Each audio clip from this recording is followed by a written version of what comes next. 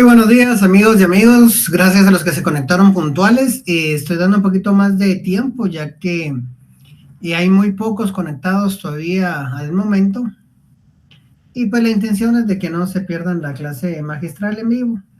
Yo sé que pueden verla posteriormente a la exposición de la misma, pero siempre doy un poco de tiempo. Entonces, solo por respeto a ustedes, un minuto más estaré dando. De lo contrario, estoy iniciando la clase exactamente en un minuto. Por favor, les suplico no desconectarse. Vuelvo en un minuto.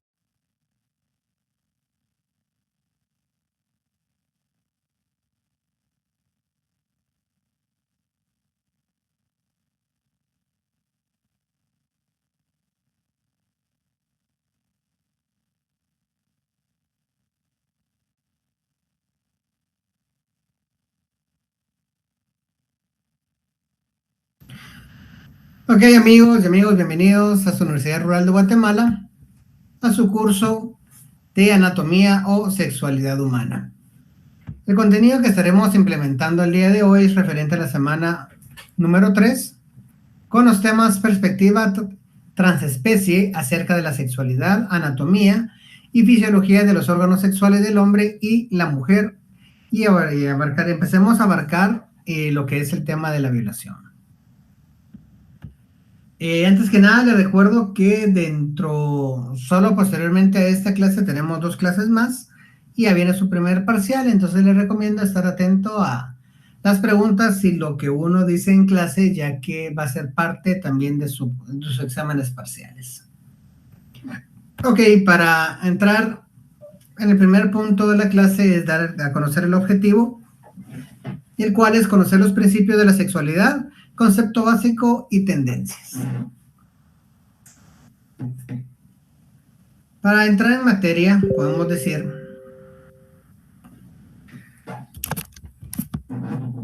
que la anatomía sexual y reproductiva. ¿Okay? ¿Qué es esto?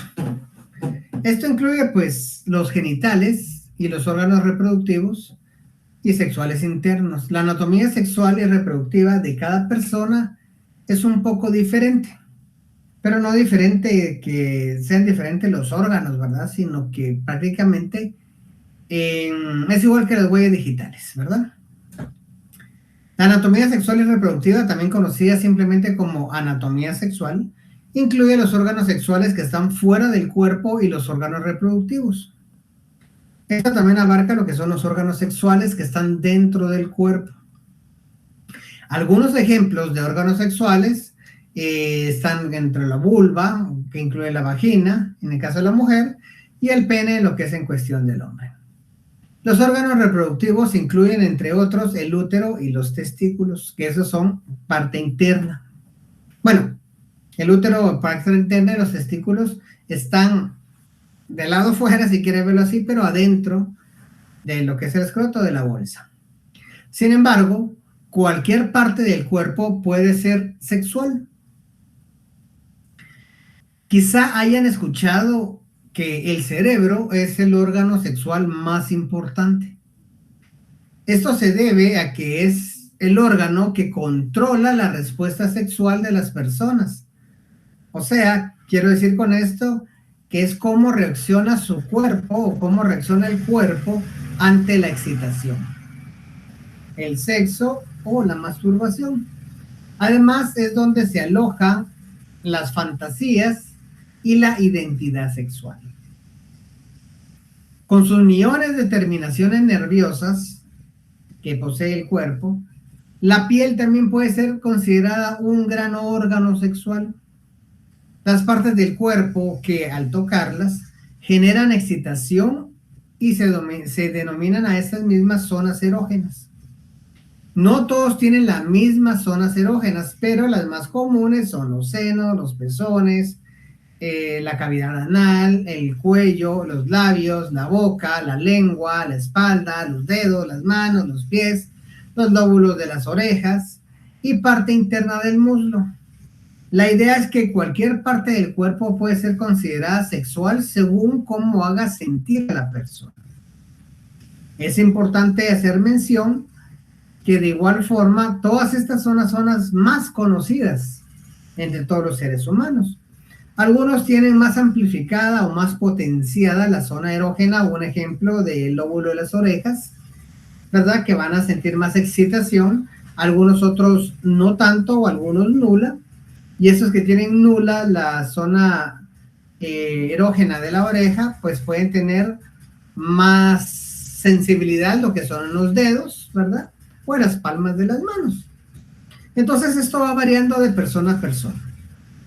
Pero las que ya les mencioné son las más conocidas, las de que comúnmente pues se ha experimentado y según experiencias vividas y demás, y documentación recopilada de eso, es donde se tiene un poco más de sensibilidad y se consideran unas zonas erógenas.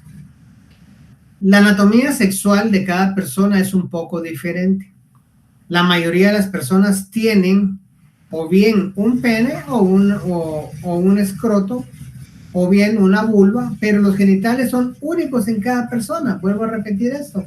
¿Por qué razón? Porque son como una huella digital, lo repito y lo explico. Ustedes saben que si se dan cuenta todos en los dedos, pues tenemos esas pequeñas ranuras, esos como caminitos, ¿verdad?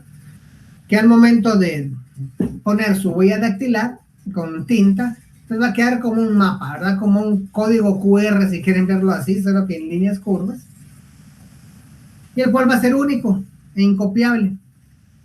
Entonces, de igual forma, son los genitales de todas las personas. Son iguales, aparentemente, en su forma, ¿verdad? En su diseño básico. Pero van a tener una coloración distinta, un tamaño diferente, un grosor diferente, unos pliegues más grandes, unos más pequeños, más arrugados, etcétera, etcétera. Entonces, a eso es lo que yo me refiero con decir que son únicos. Y de igual forma, pues la zona erógena que puede existir en cada uno de ellos va a ser diferente, puede tener más sensibilidad, menos sensibilidad en la parte interna, la parte externa, arriba, abajo, en medio, whatever, lo que sea. Entonces, va a haber diferenciación también en ese sentido.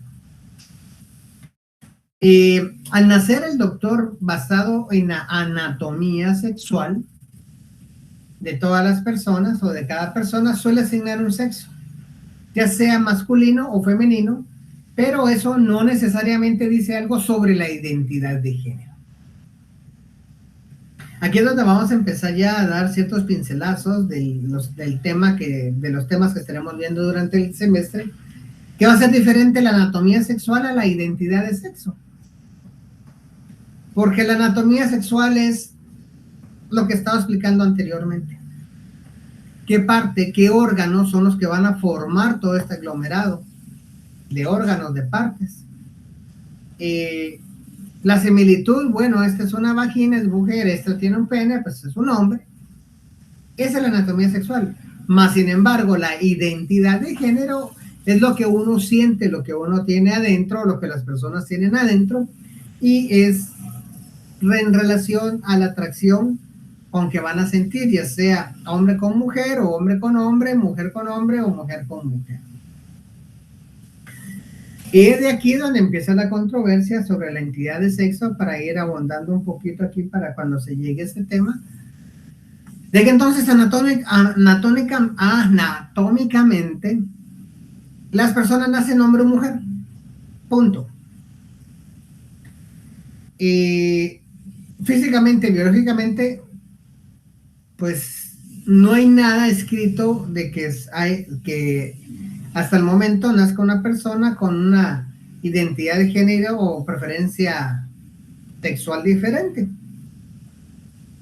Entonces el doctor va a agarrar pues, su certificado de nacimiento del hospital, de la clínica, comadrona, todo lo que sea esto similar, y van a determinar, van a manifestar de que el día de hoy, 20 de febrero del año 2020, siendo las 11 horas con 30 minutos, se atendió el parto en la cual pues nació un recién nacido de sexo masculino o sexo femenino. ¿Ok? Entonces ahí ya está identificada lo que es la anatomía sexual. Legalmente también está estipulado en Código Civil de que se es mujer o se es hombre, se es masculino o se es femenino. Y también hasta el día de hoy, pues, para que hablar de otros países, pasémonos en nuestro país, no hay ninguna ley que haya cambiado en relación de que pueda nacer una persona transgénero, una persona homosexual, una persona con preferencia sexual diferente, ¿verdad? Una persona que sea pansexual. Entonces ahí es donde empiezan los conflictos con la sociedad, que si lo que es el homosexualismo o la preferencia de sexo diferente se nace o se aprende en el camino. Hay diferentes teorías las cuales vamos a abarcar, repito, en clases posteriores, pero para ahondar un poquito en eso que se coló lógicamente en la clase del día de hoy, les puedo indicarte que la primera es precisamente de que se nace. Hay ciertas modificaciones en toda la información genética que es trasladada del padre o la madre y que pueden ocasionar malformaciones porque son llamadas así. Un ejemplo, lo que es la trisomía 21, que son los famosos niños con síndrome de Down, tienen una malformación en su par cromosomático número 21, por eso se llama trisomía 21. Y par estamos hablando que son dos, ¿verdad? Uno de cada uno. Y al hablar de trisomía es de que se metió un tercer gen, una tercera información en el par número 21. Pero como ya no es par, sino que ahora son 13 de la trisomía 21, la cual es la que provoca que precisamente, pues, estos niños, estas personas, tengan una apariencia diferente, un comportamiento diferente, un proceso de aprendizaje diferente. Aunado a esto, pues también hay ciertos trastornos como el trastorno del supermacho, ¿verdad? Que ahí, ¿qué les quiero decir? Recordemos que la mujer, para definir el sexo, es XX. El hombre es XY. Entonces, si bien el hombre, que esa es otra parte importante que se les explico, que muchas veces en nuestras culturas machistas, el hombre aduce de que la mujer tuvo la culpa porque le dio un varón cuando quería una mujer o que le dio una mujer cuando quería un varón. Y lamentablemente, caballeros, déjenme decirles de que el que pone el sexo es uno de hombre. Porque al momento de transmitir toda esta información que viaja lógicamente dentro del esperma, si nosotros donamos un factor X, y recordamos que la mujer es XX, entonces nosotros donamos una X y la mujer X va a ser XX, van a ser mujer. Y si nosotros de hombres donamos un factor Y y la mujer da la X, pues va a salir un varón. ¿Ok? Entonces ahí es el procedimiento normal. Pero muchas veces cuando pasa esta información, el hombre logra colar, por decirle, un XY. Manda los dos. Y la mujer manda su X. Entonces puede ser que nazca una persona, vamos a definirlo primero así, XX es mujer, pero tiene cierta cuestiones del factor Y. Entonces es XXY. Entonces va a ser una mujer, pero va a tener una fisionomía un poco más brusca, más definida, más grotesca, un poco más de vello que lo normal que las mujeres, una voz incluso más ronca o cosas así.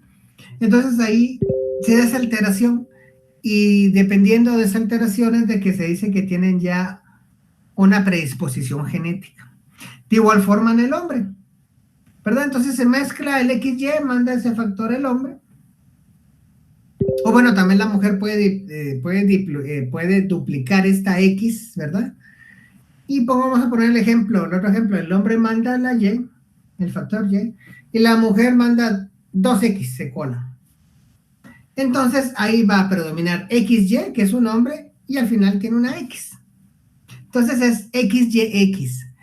Ok, entonces aquí este hombre, este varón, este masculino, tiene una pequeña parte que podría guiarlo a tener un cuerpo más afinado, menos bello, más esterilizado el cuerpo, una voz más suave, no con tanta fuerza física, etcétera, etcétera. Entonces ahí se marca que puede ser una predisposición para tener una preferencia sexual más adelante. Esa es la primera teoría, donde se dicen de que se nace, y la segunda es que es aprendida. Que todo esto pues en el camino es aprendido, y que dependiendo el medio ambiente o la sociedad donde se viva es de que esto se va desarrollando, o pues se va adquiriendo la curiosidad y después resulta el gusto por las personas del sexo opuesto, o el sexo igual, mejor dicho.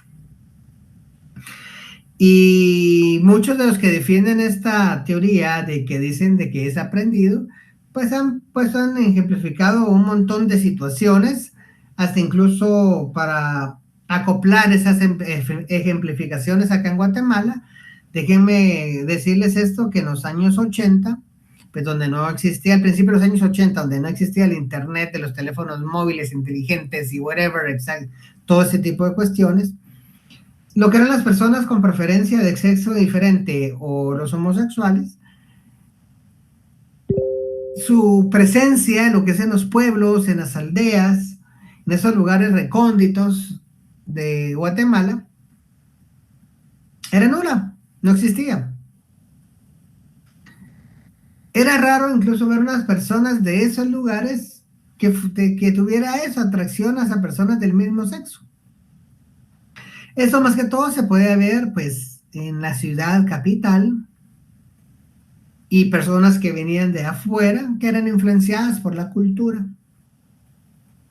Más bien, hoy por hoy, pues esto ya se generalizó. Ya se pueden encontrar personas con preferencia del mismo sexo en los departamentos, en las aldeas, en los pueblos, y esto a razón de que lógicamente el internet, las redes, el YouTube, el Google y todas las demás cuestiones que tenemos ahora, herramientas tecnológicas, donde la información se traslada de una forma más constante, en tiempo real y actualizada. Entonces ahí es donde se dice de que ha sido aprendido porque han querido copiar, donde ha llamado la atención, o quieren imitar un artista, un cantante, un personaje público, y es donde nace el homosexualismo, la preferencia sexual diferente, donde están ellos precisamente tratando de imitar esto que aprendieron en las redes sociales. Entonces de ahí nace la otra teoría, ¿verdad? Que eso es aprendido durante el camino. Entonces ahí es donde entra prácticamente lo que son las controversias entre todas las personas, entre las diferentes corrientes, las diferentes formas, y es donde lleva a la controversia actual. Es donde nosotros entramos en la conflictiva, en la discriminación, en el aislamiento de las personas, en el estigmatismo, incluso en la lucha de poderes, ¿verdad? A razón de que se dan cuenta que muchos países, en muchos estados, han estado incluso a favor o en contra de lo que es el homosexualismo, que los derechos sean iguales para todas las personas. Hay manifestaciones a favor de eso. Por otro lado, también están las manifestaciones que están en contra de total de que esto se ha vuelto una controversia a nivel mundial. Recordemos, ese es uno de los principios que debemos de tener, de que todos tenemos derecho a actuar de forma libre, una vez no estemos transgrediendo lo que es el derecho a las demás personas. Es por esa misma situación de que se han estado peleando, se ha estado discutiendo, se han estado analizando esta serie de acciones para que todos puedan tener los mismos derechos.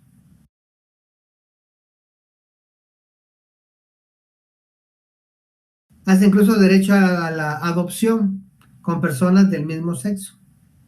Derecho al matrimonio, ¿verdad? Porque en muchas de las legislaciones a nivel mundial, pues todo esto hoy por hoy ha estado cambiando, ha ido variando ya en varios países, estados, de que es aceptado el matrimonio con personas del mismo sexo. Simplemente lo que uno tiene que aprender es a respetar, y lo digo de ambos lados, a los que están a favor de la preferencia sexual y los que están en contra. Ambos grupos deben de respetar para mantener una cordialidad, un ambiente sano de vivir, porque los que están de acuerdo pues no tienen que obligar, ni tienen que forzar, ni tienen que poner los ejemplos para tratar de las otras personas pues de que se unan a ese movimiento, que se unan a ese tipo de pensar, esa forma de vivir distinta. Y los que están en contra, tampoco tratar de cambiar a una persona pues de que se siente bien, de que eso decidió como estilo de vida, eso decidió como formar parte de su diario vivir. Entonces las dos personas tienen que respetar, pero eso es el problema con que hemos caído hoy por hoy, de que cada quien quiere imponer, quiere implantar su forma de pensar y muchas veces a la fuerza. Bueno, este es un adelanto, pues igual de las clases posteriores.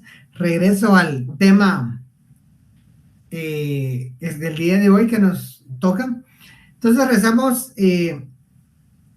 Para algunas personas, el sexo asignado y la identidad de género son prácticamente lo mismo o están relacionados a estas personas.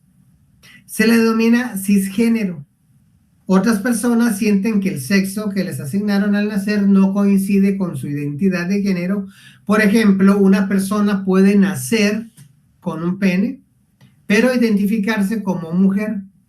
Estas personas suelen denominarse transgénero o simplemente trans. Otras personas tienen anatomías sexuales que no encajan en la definición típica de hombre o mujer. Estas pueden describirse como intersexuales, y hay muchas combinaciones diferentes de partes del cuerpo y hormonas en el ámbito de la intersexualidad. Y esto del ser intersexual no necesariamente tiene relación alguna con la identidad de género de una persona.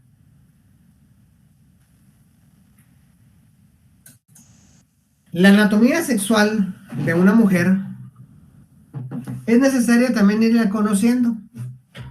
Como le digo, uno de psicólogo tiene que tener una amplitud, conocimiento general de todo, para el momento que llegue un paciente a describirle tal problemática, que hace efectuado exámenes y que le dijeron esto de aquí, esto de allá, que yo tengo problemas en el orificio uretral, en el monte de Venus, ustedes sepan de qué se está refiriendo. Y no que en el psicólogo, ajá, sí, claro, me imagino. No traten de llevar la conversación y lo importante es conocer. Entonces, por lo mismo, vamos a ir conociendo las anatomías sexuales de cada uno de las personas y de los diferentes sexos. Empecemos por la mujer. Típicamente considerada femenina, incluye la vulva y órganos reproductivos internos como el útero y los ovarios. La vulva es el conjunto de los genitales femeninos. Incluye los labios vaginales, el clítoris, la abertura vaginal y el orificio uretral, que es por donde se orina. Y si bien pues la vagina es solo una parte de la vulva, muchas personas dicen vagina cuando en realidad están hablando de la vulva. Sin embargo, en la vulva hay muchas cosas más aparte de la vagina. También es importante indicarles que no hay dos vulvas que sean iguales, como lo había repetido anteriormente, pero aún así están compuestas por las mismas partes básicas. Dentro de sus partes podemos encontrar lo que son los labios vaginales, que son pliegues de piel alrededor. Esto puede tener lo que son los labios menores, que son los labios internos, que están dentro de los externos. Empiezan en el clítoris y terminan debajo de la abertura vaginal. Los labios vaginales pueden ser cortos o largos, arrugados o lisos. A menudo un labio es más largo que otro. También varían en color, desde el rosa hasta un negro amarronado. El color de los labios vaginales puede cambiar a medida que se envejece. En muchas personas los labios internos, o sea, en muchas mujeres, son más grandes que los externos, mientras que en otras los labios externos son más grandes que los labios internos. Mientras que en otras los labios externos son más grandes que los internos y ambas pares de labios son sensibles y se expanden durante la excitación sexual. Y por ese mismo fenómeno de expansión durante la excitación sexual, ese también método que se va a explicar también más adelante, es donde se logra tener esa expansión y pues por ahí donde nacen los bebés. Luego en los labios vaginales podemos encontrar el famoso clítoris. Y la punta del clítoris se encuentra en la parte superior de la vulva, donde se juntan los labios internos. Su tamaño varía de igual forma de persona a persona, puede ser pequeño como una alberja o tan grande como un dedo pulgar.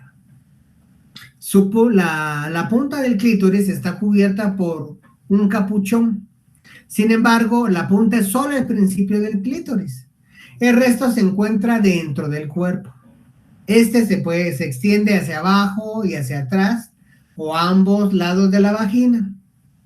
Esta parte denominada tronco y crudas, que es raíces y piernas, mide aproximadamente unas 5 pulgadas, o sea, unos 12 centímetros de largo.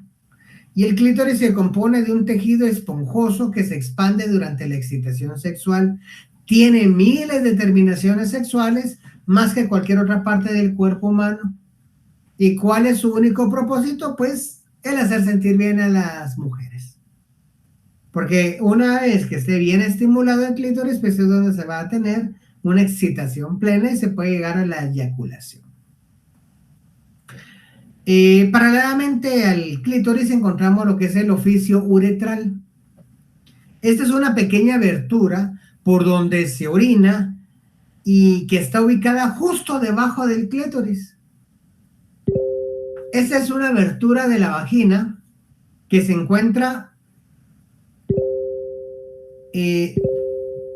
a la par. O sea, si para los hombres y las mujeres quieren ubicarse, pues hay que primero determinar o ver dónde está el clítoris. El clítoris lo llevará al orificio uretral, o el órbito uretral lo puede llevar a identificar dónde está el clítoris.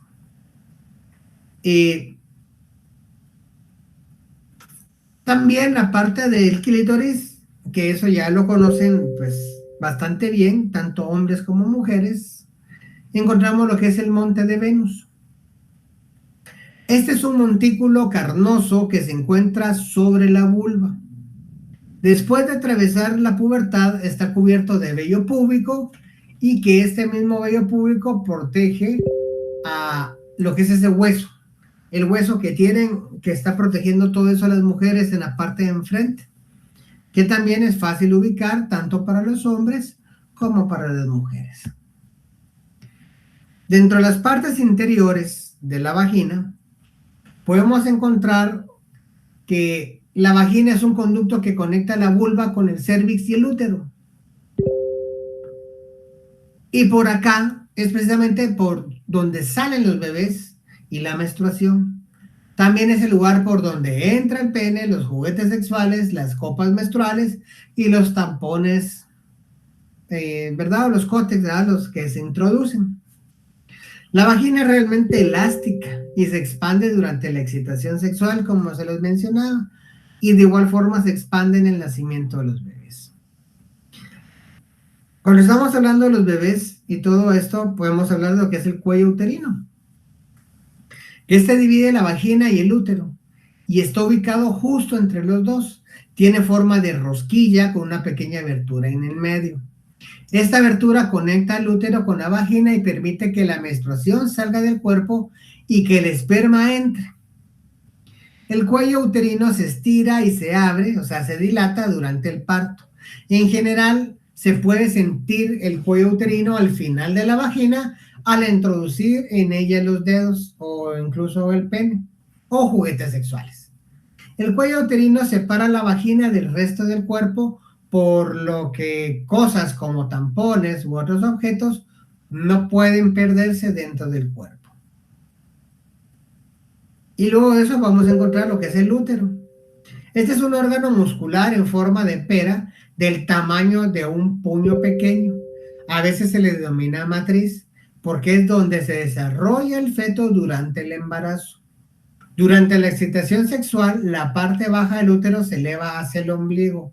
Esto hace que la vagina se expanda durante la excitación sexual, lo que se conoce como expansión del tubo vaginal. También en esta misma área encontramos lo que son las trompas de falopio, que son dos conductos angostos que transportan los óvulos desde los ovarios hasta el útero. El esperma viaja a través de estas trompas para intentar fecundar el óvulo. En estas trompas de falopio, más adelantito están las franjas ováricas. Estas parecen dedos pequeños al final de cada trompa de falopio. Cuando el ovario libera el óvulo, estas franjas lo empujan hacia la trompa. En estas mismas encontramos, estamos hablando más adentro, lo que son los ovarios. También los ovarios también producen hormonas, entre ellas está el estrógeno, la progesterona, la testosterona, y esas hormonas controlan situaciones como el periodo menstrual, el embarazo, y durante la pubertad los ovarios empiezan por liberar un óvulo por mes y hacen esto hasta que llega la menopausia, y a veces los ovarios liberan más de un óvulo y por esa misma razón es donde nacen los gemelos, los trillizos, los cuatrillizos, los quintillizos, etcétera, etcétera, etcétera. Pegado a lo que son los ovarios también encontramos las glándulas de Bartolino. Estas se encuentran a ambos lados de la abertura vaginal. Liberan un líquido que lubrica o moja la vagina durante la excitación sexual. También está la glándula de Skinner. Esta se encuentra a ambos lados del orificio uretral. Liberan un flujo durante la eyaculación femenina que le ocurre en algunos casos durante un orgasmo. También se denomina glándula parauretrales o próstata femenina. Y aquí viene una parte importante que es la famosa discordia entre muchas parejas, es de lo que es el himen. Este es un tejido delgado y carnoso que se extiende a través de una parte de la abertura de la vagina. Varía según cuánto cubra de la abertura vaginal. En algunas ocasiones, pero no siempre, puede rasgarse y sangrar las primeras veces que algo entra en la vagina. Entonces el rompimiento de esta famosa telita, de este himen, es lo que se llama, como dicen comúnmente, que se desvirgó. Ya no es virgen. Al momento de decir que ya no es virgen, quiere decir que este himen fue que tuvo la ruptura. Y más bien déjenme explicarles de que este himen no solo y únicamente por la penetración de algo se tiende a romper.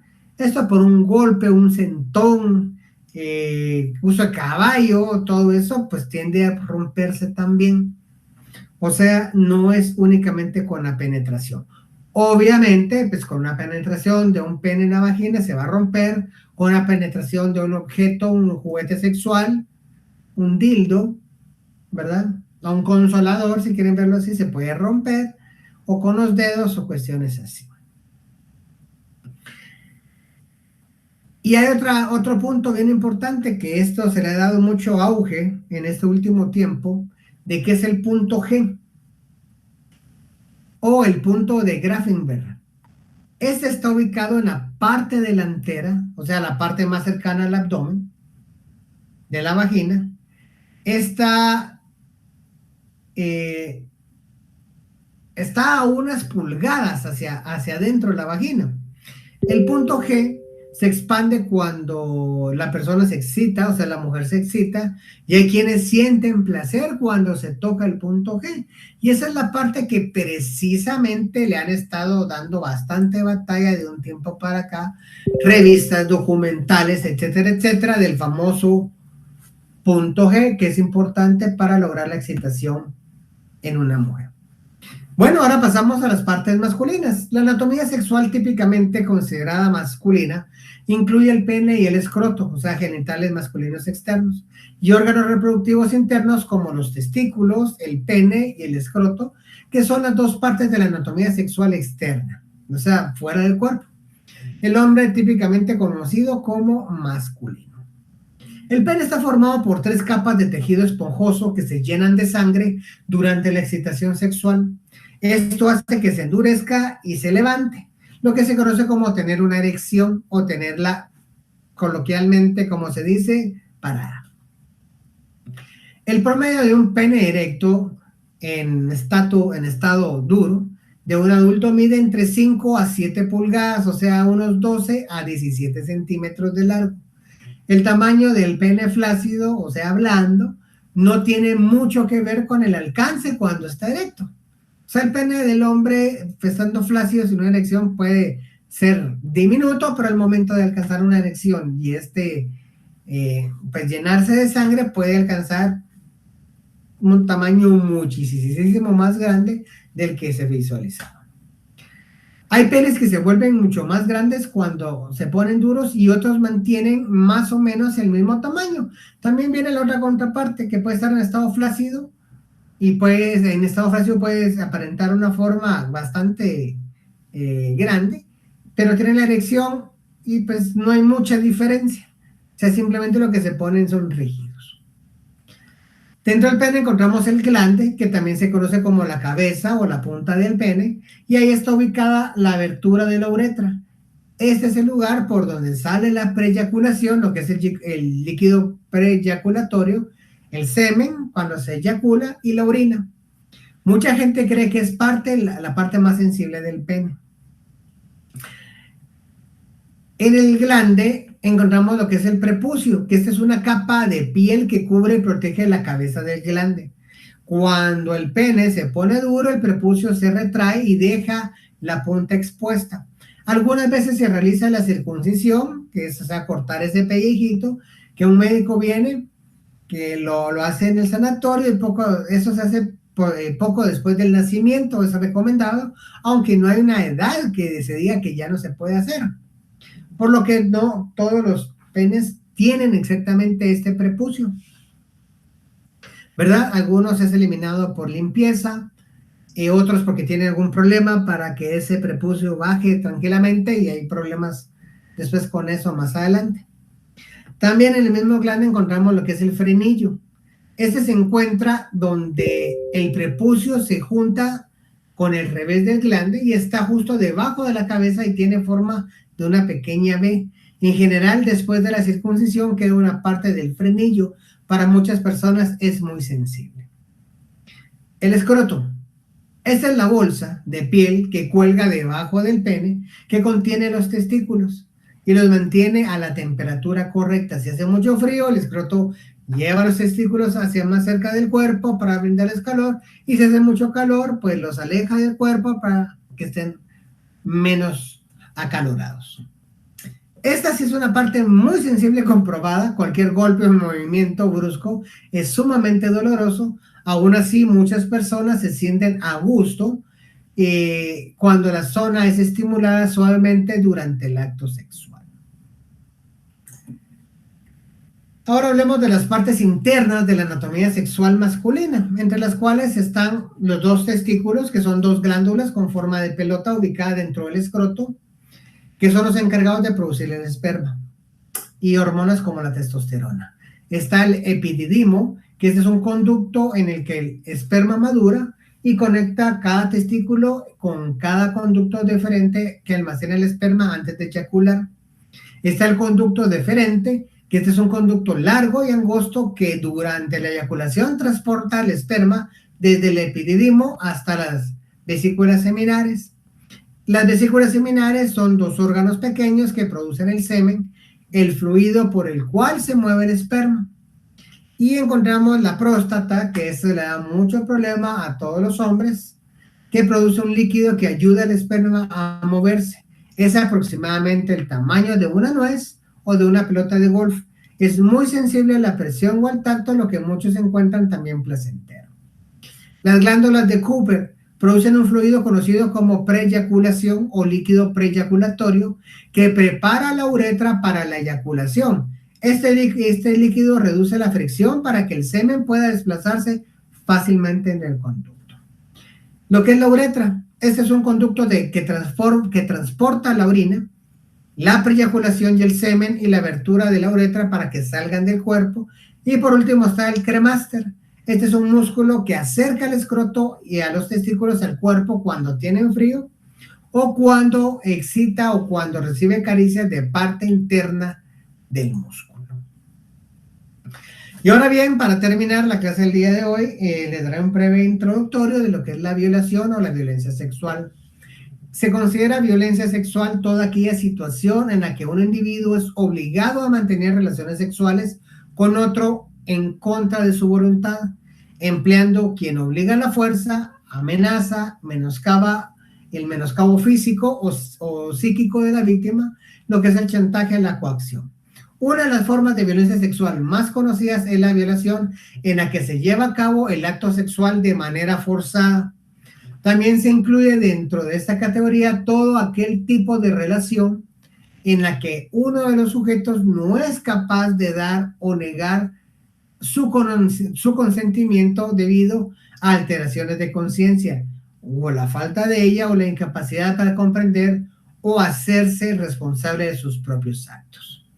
Existen varios tipos de violación, entre los cuales le puedo mencionar fácilmente la violación por parte del cónyuge de la pareja. Esto creen que no existe, pero es real. En muchas ocasiones, la violación o agresiones sexuales son cometidas por sujetos con quienes la víctima sostiene una relación de pareja. En estos casos, el violador suele creer poseer un cierto derecho y disponer sexualmente de su pareja a su antojo y cuando ellos desean, ignorando la opinión y el consentimiento de ésta al respecto. Y cuando se ha esforzado, llega el marido en la madrugada, borracho, y levanta a la mujer a obligarla a tener relaciones sexuales, aunque ella no quiera, porque viene con olor a guaro, que viene tomado, no se puede ni parar, o viene vomitado, no se le antoja, y le obliga. Esa es una violación, señores. Segundo, la agresión sexual a individuos con alteraciones de conciencia. Algunas de las violaciones que se llevan a cabo están vinculados a estados en el que el sujeto sexualmente agredido no se encuentra en condiciones de dar o no su consentimiento por no tener un nivel de conciencia. Está también la agresión sexual infantil. La pederastía es un crimen en el que un menor de edad es utilizado como objeto sexual por parte de un adulto, aprovechándose de la diferencia de edad, conocimiento, madurez, poder y fuerza. Y encontramos lo que es el estupro. Se denomina estupro la práctica de actividades sexuales entre un adulto y un menor de edad, en el que este último, o sea, el menor de edad, da su consentimiento a la consumación de un acto debido a la seducción y manipulación llevada a cabo por el mayor de edad. La diferencia básica con la agresión sexual infantil es que mientras que el menor no es consciente, o sea, en la violación el menor no es consciente de lo que está pasando, y en el estupro el menor está dando su autorización de que quiera, lógicamente, y aclaro, para terminar, el estupro se da de 16 años en adelante. De 16 años para abajo se considera de igual forma violación. Existen otros tipos de violación, entre ellos la de los ancianos por medio de objetos, personas discapacitadas, violaciones de guerra, grupales, explotación sexual, etcétera, etcétera, las cuales estaremos conociendo más adelante en otra clase.